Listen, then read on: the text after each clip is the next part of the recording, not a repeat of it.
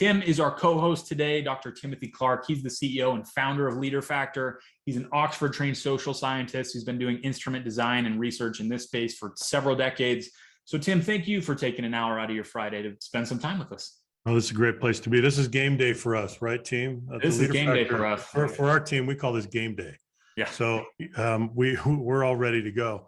So here's the agenda for today. We have 5 elements to the agenda. We're going to talk about a history of mixed results when it comes to the Agile movement, 3 deceptions, 3 truths, worshiping processes and tools, and then creating cultural flatness with psychological safety. So let's jump in this way. I want to be a little bit autobiographical with you, and I want to talk to you about the movements that I went through before 2001 in my professional life. I spent several years in manufacturing. And so as part of that experience, we were always being trained, and we went through these movements, beginning with Edward Deming's 14 points, quality points. Edwards Deming, sorry, got to get that right. Many of you may have, you may remember that, you may have been through that training. And then it was statistical process control. Do you remember that? And then we went through the Toyota production system training. And then it was Kaizen and Kanban and Six Sigma and the DMAIC methodology. And then it was Lean, the entire Lean process and movement. And then it was theory of constraints. Do you remember Eli Goldratt and theory of constraints? That was fantastic. We got a lot out of that. And then it was business process reengineering. So I want you to think about all these movements. Some of you were probably part of some of these, maybe not all of these, maybe some others. But I want you to think about how these movements come and they gain momentum. Sometimes we have a lot of success as we participate, as we incorporate a movement, a set of tools, a methodology, practices, sometimes not so successful. But this is just a slice of my history and the movements that I went through and the training that I went through as part of these movements. And it sounds like a lot of you have been a part of these movements too. A lot of people are reminiscing in the chat. They are. Yeah. This probably brings back memories for many of you, right? Yeah. What's the history like? Well, it's a history of mixed results, is it not? Sure it is. Yeah. Sometimes we've been very successful with a movement, with a set of tools and practices, and sometimes not so much. So we have this history of mixed results. Well, let's focus on Agile, shall we? Let's focus on Agile today. And here's what we know. So it's been 20 years. 20 years ago in 2001, 17 software engineers, they got together at the Snowbird Ski Resort just outside of Salt Lake City, Utah. And they published, out of their deliberations came the Manifesto for Software Development, also known as the Agile Manifesto. That was 20 years ago. Let me ask you a question. What pain were they responding to? They felt that it was important enough that they were going to go to the world and publish this manifesto. A manifesto is a strong word. It's a public declaration. That's what an agile manifesto means. That's what the word means. So they were motivated enough to go out to the world and say, hey, everybody, here's our Agile Manifesto for software development. Why? What was the problem? Where was the pain? Why were they so motivated to do this? What do you all think? Go ahead and put it in the chat. Lack of agency over their work, responding to constant change where one plan was not making it. Donald, Y2K cuckoos. Dehumanizing work. Their pain was that other methodologies weren't meeting their needs, inefficiency of process, command and control, inflexibility, too slow, human factors. There's a lot of this humanity element that's interesting. Yeah. As if we could do it without humans. Wolfram, lack of inclusion, toxic culture. These are good. Yeah. Oh, great responses. Yeah. So we need to go back and we just need to clarify why did they do this? Right? What were they responding to? Why were they so motivated to publish this Agile Manifesto? Okay, I think we're getting there. I think we're getting at it. So since then, in the last 20 years, Agile has become a global movement, as we all know, enlisting thousands of organizations, spreading beyond software development to every function of the organization.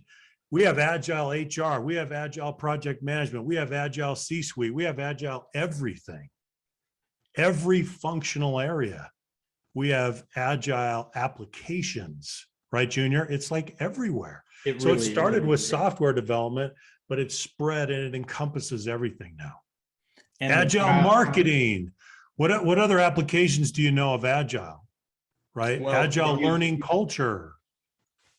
If you look at all of the separate methodologies that have come under the Agile umbrella, I think it's very interesting. So you look at Sprint and you look at Scrum and some of these others, that it hasn't gone away. And it's this big transition over the last 20 years that a lot of you, it seems to be resonant in the chat.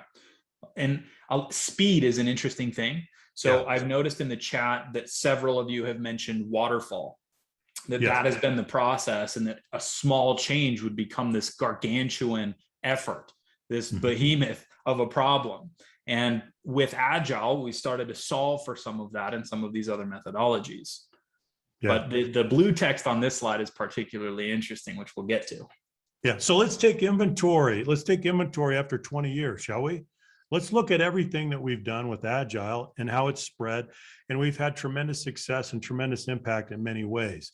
But overall, if we assess where we are and where we've come and how much progress we've made, we have to come to the conclusion that most Agile transformations end in false starts. And most Agile organizations are Agile in name only. That's true. Now, we've had tremendous success, but if you think about overall the net success, right, the yield overall, we've had a lot of failure. We've had a lot of false starts, right? We really have. Anything that you'd add to that, Junior? I've seen this time and time again, and organizations often profess and teams to be Agile. We're an Agile team. I've seen this firsthand, where you'll enter an organization, we are Agile. Okay, yeah. Show me, right? Well, it's because you do scrums and sprints, you're Agile, or you do a lot of Kanbaning and Kaizening. Sure. Does that make you Agile? Does it? What do you all think? Does that make you Agile? No. It doesn't make you Agile. So you incorporated some tools and some practices and some methodologies. Does that make you Agile? No, not at all. And we're going to talk about that, the tools. And a lot of people point to that, right? As we get into an organization, or an organization adopts a new methodology and brings in a new set of tools, and that this is going to be the solution to our problem. And exactly. Perhaps it's a big step in the right direction, but I do see this, Tim, to your question, that false starts happen all the time. Yeah, they do. Here's what we believe about Agile. Number one, culture is king. Culture is king. Everything else is secondary. And in culture, we incorporate leadership, right? That's part of culture, because leaders are the cultural architects of the organization. So number one, culture is king. Number two, everything hinges on the modeling behavior of leaders. This is the number one lever. So everything hinges on the modeling behavior of leaders. If they're not modeling the right behavior, all bets are off.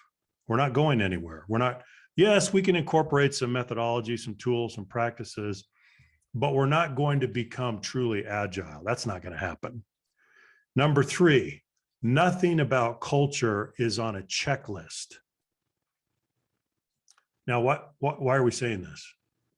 What happens if you treat culture as something on a checklist? What happens? What do you all think about this? Yeah, culture is not on a checklist. What happens? I love what nothing. Okay, one and done. Exactly. Is culture one and done? Is this something that we get done? Is this a task? No. It's not on a checklist. You can't put it on a checklist. Forget that. It's not on a checklist. So this is what we see. Culture is king. Everything hinges on the modeling behavior of leaders. And number three, nothing about culture is on a checklist. Tim, can I just make a comment about the Yeah. first truth here? Culture is king. There are several comments in the chat about culture eats strategy and everything else for breakfast. And some people say breakfast, lunch, and dinner. And by trade and by education, I am a strategist, right? So some of that hurts my feelings a little bit. No, I'm just kidding. But I have been faced with this reality over and over and over again as someone who has studied the tools and the methodologies and the frameworks and the lenses and all the filters that we use. All of these tools that we have in our toolkits, I'm well acquainted with many of them, if not most of them. And my tendency has been, let's look at tools. Let's look at this through this lens and see if this could solve our problem. And I continue to be met with this truth, which has been a hard truth for me, which I have embraced over time, that culture is king and that tools are ancillary, which we'll continue to talk about. But I just wanted to call that out because it seems like a lot of you in the chat agree with that. Here are the three deceptions that go with the three truths. Now let's think about these. Number one, training and tools will save you. Yep. No, they won't. Right? We had 2% on tools, I think it was. Training and tools will save you. They're never going to save you. Number two, culture is a work stream. No, it's not. If you frame culture as a work stream, you're in trouble. If you just position it alongside everything else that you're doing, here are my processes, here are my practices, and here's culture. It's another work stream alongside everything else. Not going to happen. It's not a work stream. Culture is your soft operating system. It is in and through everything. It's not a work stream. It's your soft operating system. It permeates every aspect of the organization. And then the third deception, this one is a killer, but we see it again and again. A communications plan can transform a culture. We see instances where organizations use a communications plan as proxy for cultural transformation. We did our communications plan. We are therefore transformed. Well, how does that work? Cultural transformation is a matter of thinking, believing, behaving differently. How does a communications plan make that happen? Well, it might help. It could be an element, and it will be an element, and it should be an element, but it doesn't. The plan itself does not transform a culture, and we see this all the time. Right? Okay. Any comments on that, Junior? Yeah, I think that the culture is a work stream problem. We have seen time and time and time again. And it's one of the failure patterns that we can identify out the gate. So if we enter an organization and they're attacking the problem this way, we already know from the get-go that we're going to have some issues. And we're going to try and put the brakes on, come back, and help everyone understand that culture as a work stream is not the right approach. And I see agreement with this in the chat. I think it's a very interesting point. Now, on the communications issue, let's just be clear. Communications is essential. Yeah. And we chronically under communicate in organizations. We know this. But to say that a communications plan transforms the culture, do you see that's a reach, right? That's just not going to happen. It's part of the process. It's a tool.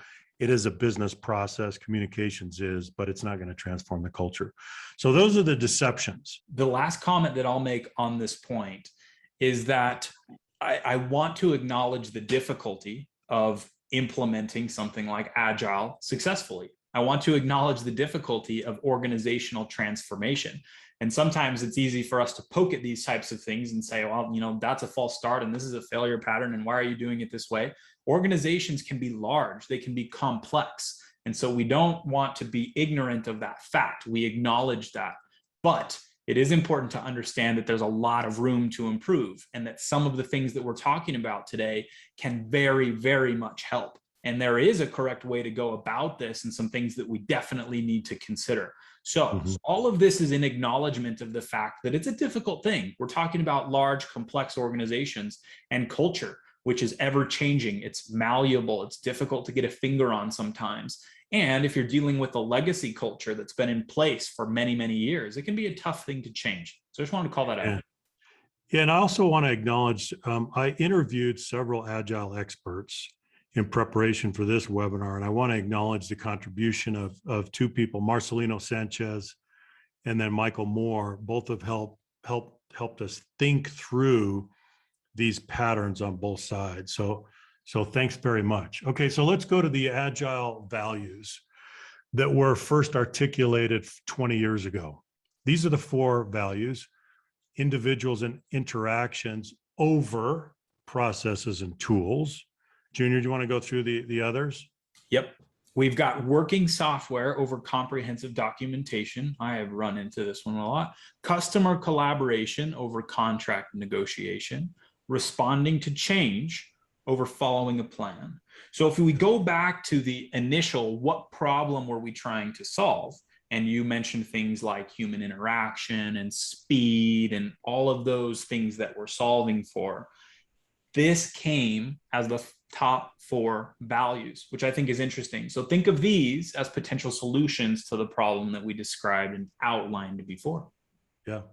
So what we want to do is we want to focus on this first value. Why is it the first value? Why did they put it number 1 in the sequence? Well, perhaps, and I haven't been able to ask them, but my theory is, my hypothesis is that it was the biggest single issue, the biggest single challenge. Therefore, it's number 1. Individuals and interactions over processes and tools. So I want to focus on this one. Let's focus on this one, Junior. Extra hard. Okay. How have we done on this value? We have 20 years of history now to look back on with the Agile movement. How have we done on value number 1? Value number 1. Here's what we see. We worship processes and tools.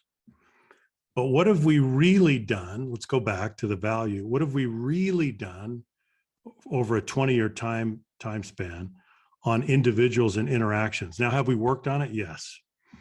But how have we worked on it? What have we done?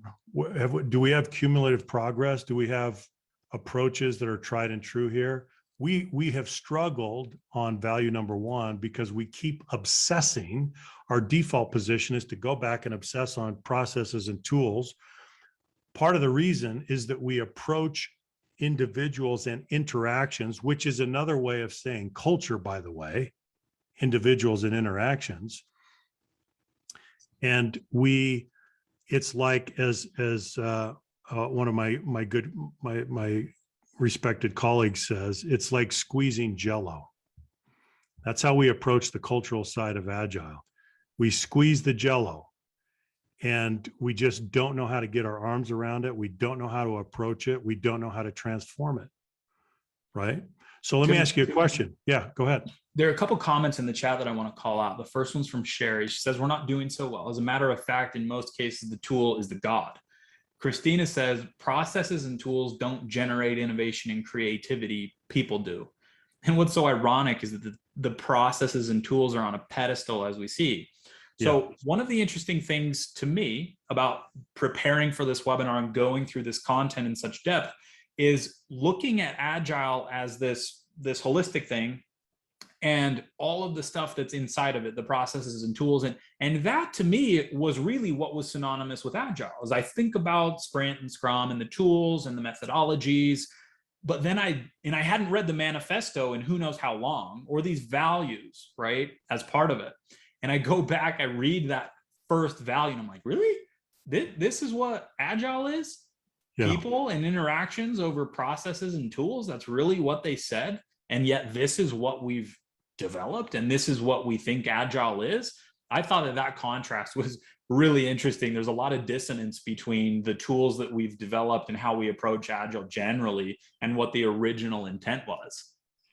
I think that's true. So let's address this question, Junior, with everybody. What's the difference between doing Agile and being Agile? And does this matter? Does this distinction matter? Okay. So let's see what kind of responses. So go to your chat. What is the difference? And is this the crux of the issue? Is this maybe why so many organizations are Agile in name only, or they've had a false start? They haven't been able to truly incorporate Agile? Is this part of it? The first three comments, James, Dylan, and Adam, mindset. I think that's huge. And that's something that's throughout the chat over the 50 or so messages that just came in. Yeah. Mindset, the outcome, human connection. Culture is messy and ambiguous. Those who seek certainty will pick anything congruent. I like that. Mindset. Being is doing. Teamwork. Posing versus genuine. These are a lot of very good comments. I think we're getting at something here. Yeah, we are. And I think we can all acknowledge that we haven't done so well with individuals and interactions over processes and tools. And we have been obsessing on the processes and tools. So how do we address the cultural side of Agile? How do we do better? How can we be more systematic in the way that we approach it? Because we can see it's clearly a gap. We haven't done that well in this area in 20 years. And so here's what we think. Here's our point of view at Leader Factor. Our point of view is that you have to focus on psychological safety, that this is really the key. Make psychological safety the center of Agile transformation. Why? Because it addresses the first value, individuals and interactions over processes and tools. That's exactly what it addresses. Now, I'm going to fast forward to the highest level of psychological safety, and then we'll come back and talk a little bit about the 4 stages. But when you get to the final stage, stage 4 of psychological safety, we call it challenger safety. The central dynamic of a team that goes all the way to the top to achieve stage 4 challenger safety, they exhibit this dynamic. Junior, would you like to talk a little bit about this dynamic? What this means? This is one of my favorite concepts. So you'll see on the left side of the screen, intellectual friction. What is intellectual friction? To us, it is the foundation of any sort of innovation. Why? Because innovation, by definition, is a deviation from the status quo. We're saying, let's do something different than has been done before. And is that smooth? No. In most cases, it's friction. That's why we like to use that word, intellectual friction.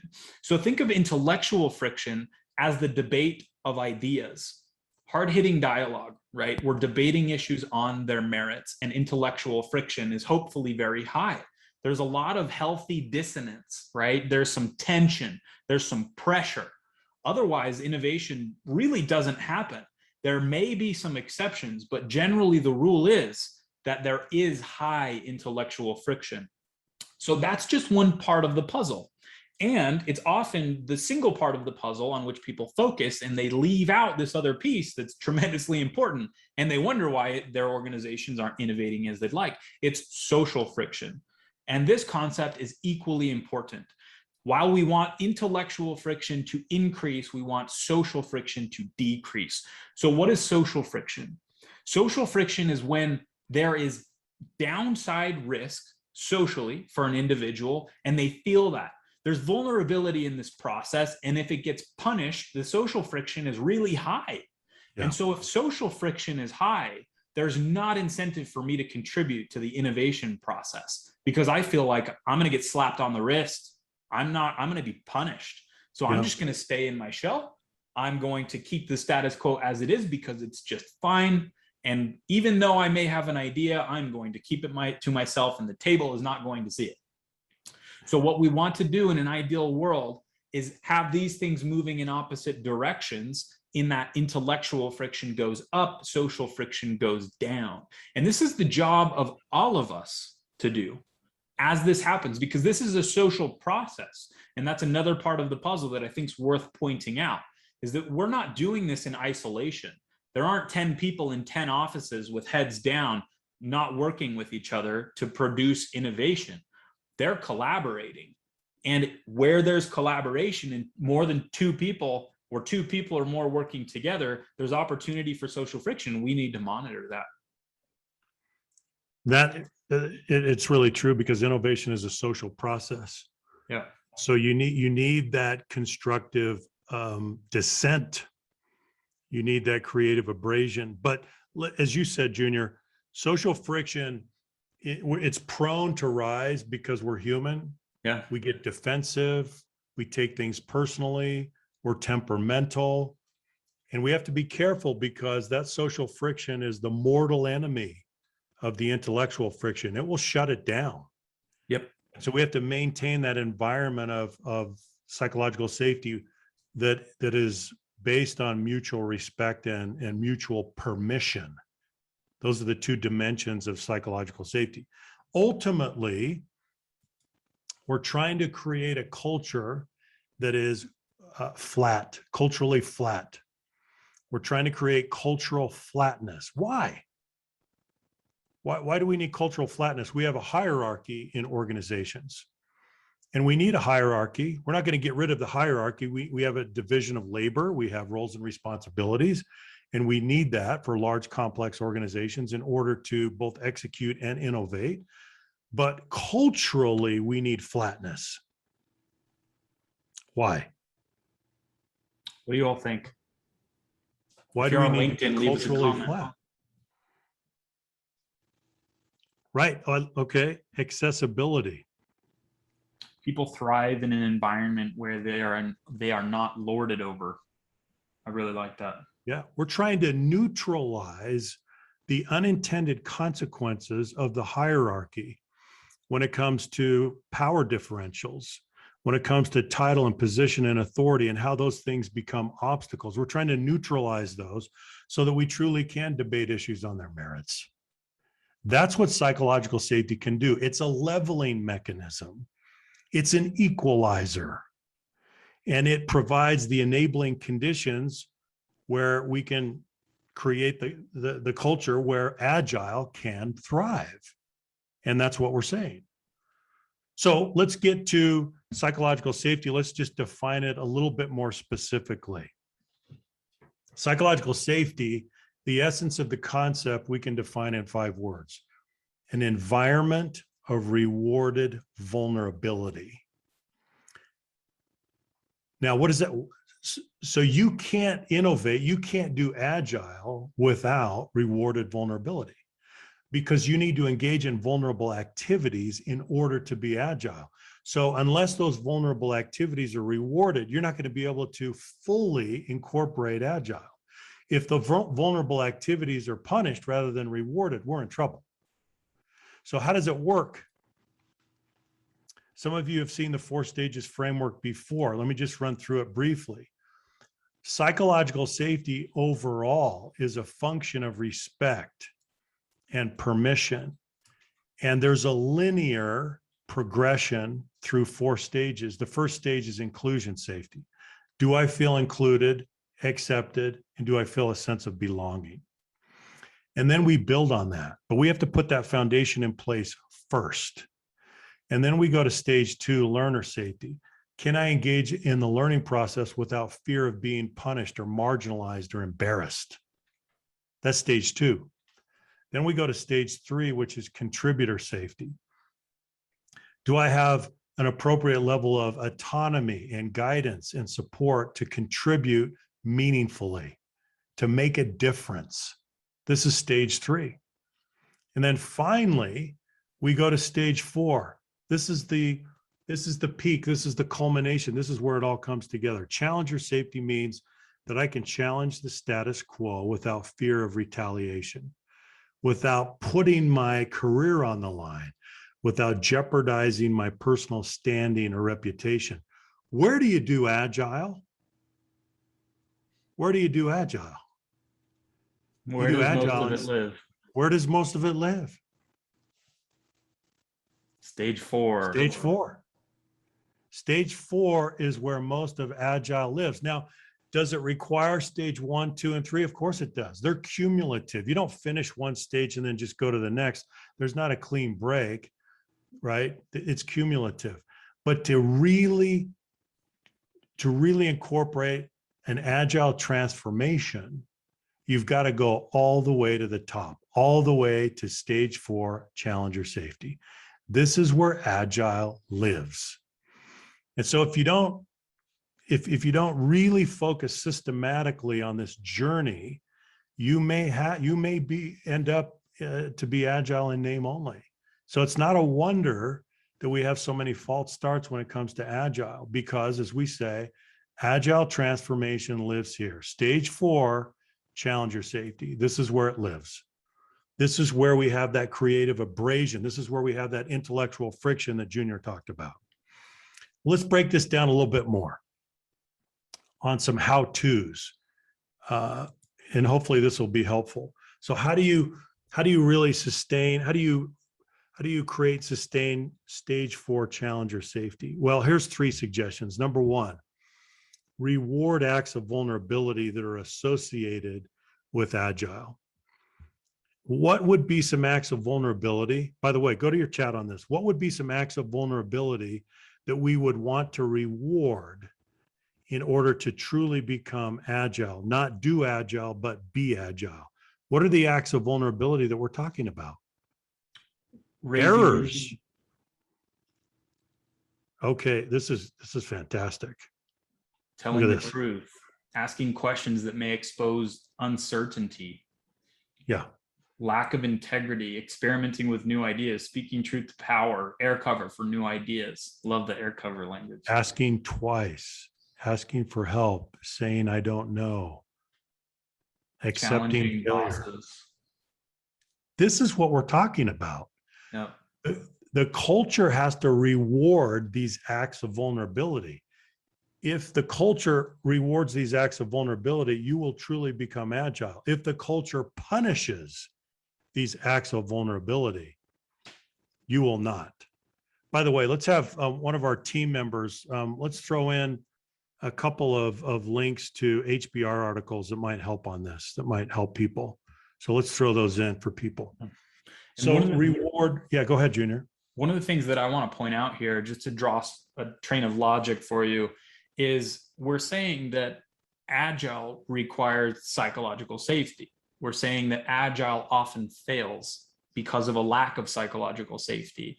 And we're also saying that psychological safety is dependent upon what we do when vulnerability is shown.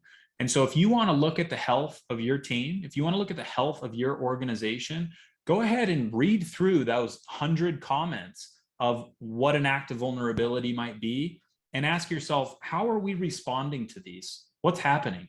Because that is really the lever by which you increase or decrease psychological safety. So we have challenging bosses. Does that happen in your organization? If it doesn't, that's indicative of the level of psychological safety in and of itself. And if the boss is challenged, what happens then? If you ask for help, what is happening? If someone appreciates who talks the truth, what happens? These are very interesting, concrete ways to diagnose the health of a team and organization. Yeah. And we look at these all the time when we enter a new setting with a team or an organization and we're trying to help them along. This is one of the first things that we're going to do is look at those acts of vulnerability and how are they being handled. So another way to look at this is you as a leader or you as a peer, you as an individual contributor, we all influence this. How are you responding to other people's acts of vulnerability? It could be as simple as someone introducing themselves for the first time. It could be as simple as someone saying good morning. How are you handling that? That's an act of vulnerability. If I put my hand out there and say, hey, I'm new, I'm junior, it's my first day. What are you doing on the other side of that?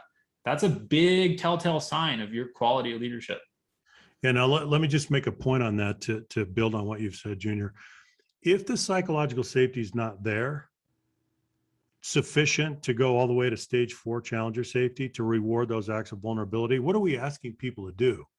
in essence, we are asking them trying to be agile, we're asking them to muscle through the fear, because there's a really good chance that their act of vulnerability is going to be punished, right? So this takes us to number 2, never embarrass or marginalize.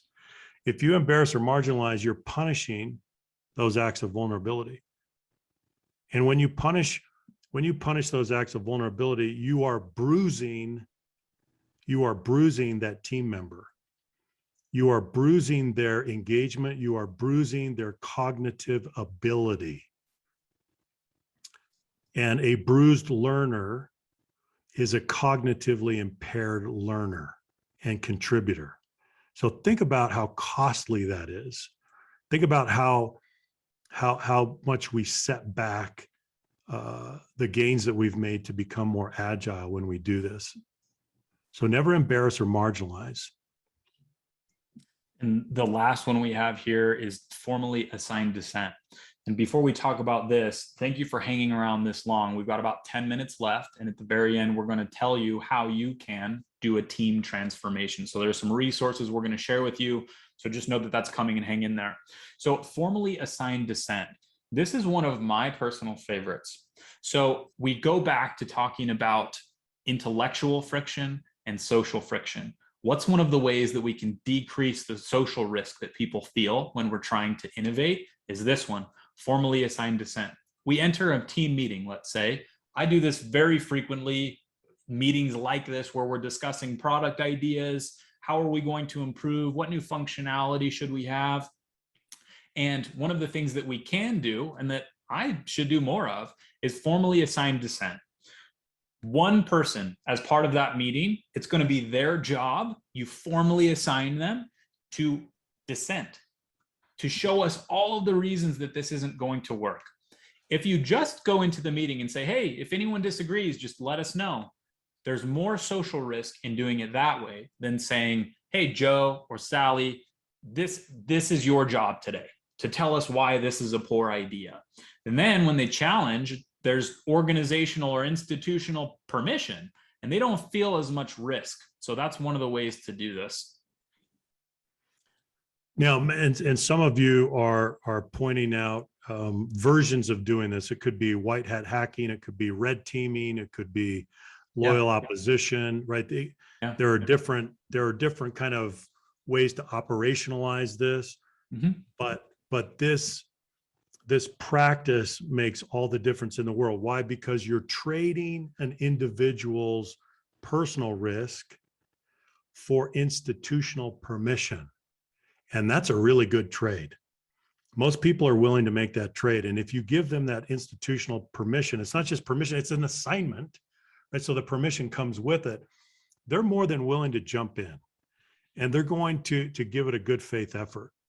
So that's one that I would do, but do it formally, right? If you have a potential decision or course of action or something that you're looking at, and you have 10 people on the team, you take 5 and you say, you are the loyal opposition. You are hereby assigned to dissent, to help us understand what's wrong with this. Shoot holes in it. Where are the errors? Why is this not a wise idea? Please help us understand that. That's what we're talking about. Okay.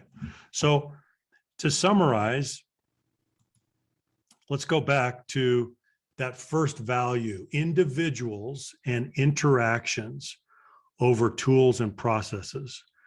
We could do better if we take stock, if we take inventory on the past 20 years since the Agile Manifesto was issued formally and publicly. We can do better in this area. And so really what it comes down to is model your values and then repeat. But how do you model the values? You have to operationalize those. You have to convert those into concrete behaviors. That's what we're talking about, because you've got to take your team all the way to stage 4. This is where Agile lives. Stage 4, challenger safety. Okay. Junior, anything to add? I want to encourage all of you to read the ebook if you haven't, and the book if you haven't, because we go successively through these 4 stages in a deeper dive. So if you really want to unpack what we're talking about as the crux of the issue for the success of these type of movements, I'd point you towards that. And I think it's a great place to start. Fantastic.